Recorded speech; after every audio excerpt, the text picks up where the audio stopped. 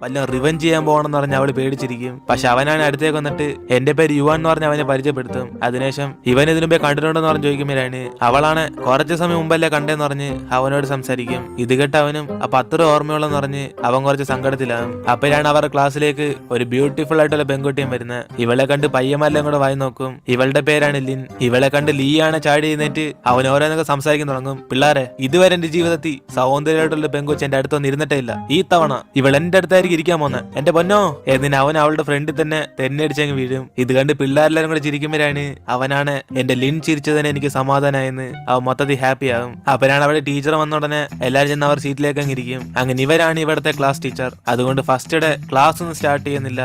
എല്ലാരും നിങ്ങളെ പരിചയപ്പെടുത്തിക്കൊന്ന് ടീച്ചർ അവരെയൊക്കെ സംസാരിക്കാൻ പറയും. അതോടെ എല്ലാരും മുമ്പിൽ നിന്ന് സംസാരിക്കാൻ പേടിച്ച് നൈസിന് കുനിഞ്ഞിരിക്കുമ്പോഴാണ് ഇത് കണ്ട് ടീച്ചറിന് ചിരി വന്നിട്ട് എങ്കിൽ പിന്നെ എല്ലാവർക്കും നാണമ സ്ഥിതിക്ക് അവർ തന്നെ ഒരാൾ ചൂസ് ചെയ്യാന്ന് പറയും. അങ്ങനെ ആ വ്യക്തി വന്നതിന് ശേഷം അടുത്ത വ്യക്തി ഇവർ തന്നെ ചൂസ് ചെയ്യണമെന്ന് പറഞ്ഞിട്ട് ആദ്യം വിളിക്കുന്ന യുവാനെ ആയിരിക്കും. അങ്ങനെ അവൻ യുവാൻ